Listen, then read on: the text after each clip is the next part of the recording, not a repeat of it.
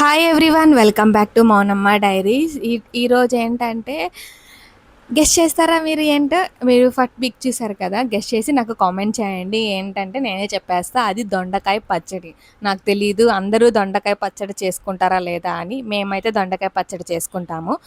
అది ఎలా చేసుకోవాలి ఏంటి అనేది నేను వీడియోలో చూపించేస్తాను, చూడండి. ఎవరికైనా ఇంట్రెస్ట్ ఉంది, దొండకాయతో కూడా పచ్చడి చేస్తారా, చేసుకోవాలి అని ఎవరికైనా ఇంట్రెస్ట్ ఉంటే కన్ఫామ్గా ట్రై చేయండి. అనుకోవాలనే వాళ్ళు కాదు, అందరూ ట్రై చేయండి. ఇది నిజంగా చాలా కొత్తగా ఉంటది. బావుంటది కూడా. కొంచెం వెరైటీగా కూడా ఉంటది. ఏంటి అంటే, మనం తాలింపు ఎలా చేసుకుంటామో అలాగే నూనెలో ఉడకబెట్టుకుంటాం గదా! సో, కొంచెం ఆయిలేసుకొని దొండకాయలేసుకొని ఉడకబెట్టుకోవాలి. ఐ మీన్ కొంచెం ఫ్రై లాగా చేసుకోవాలి. కొంచెం ఫ్రై అయిన తర్వాత దాన్ని పచ్చడి చేస్తే ఎలా ఉంటది ఒక్కసారి మీరే ఊహించుకోండి. చాలా అయితే చాలా బావుంటది. ఫస్ట్ దానికి కారానికి కావాల్సింది, మేము నార్మల్ కారం అయితే వెయ్యము. మిరపకాయలు, కొంచెం ధనియాలు, జీలకర్ర ఇవి ఏంచుకొని ఆ కారం అయితే మేము పచ్చడిలో యేసుకుంటాం. ఏ పచ్చడిలో అయినా.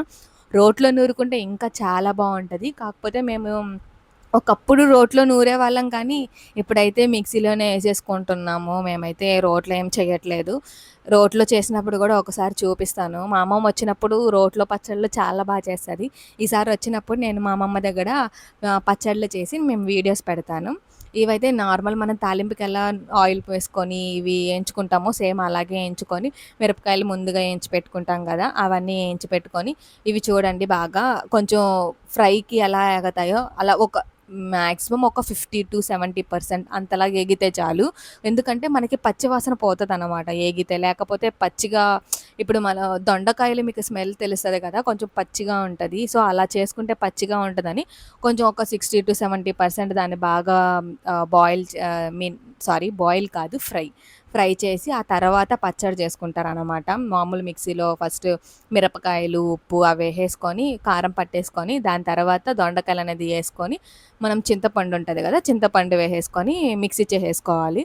దాని తర్వాత కొంచెం ఆయిలేసుకొని పోపు పెట్టేసుకుంటే చాలా బావుంటది. దొండకాయ పచ్చడి రెడీ అయిపోద్ది. కన్ఫర్మ్‌గా టేస్ట్ చేయండి. సూపర్‌గా ఉంటది. ఓకేనా? Bye bye. నెక్స్ట్ వీడియోలో కలుద్దాం. బాయ్.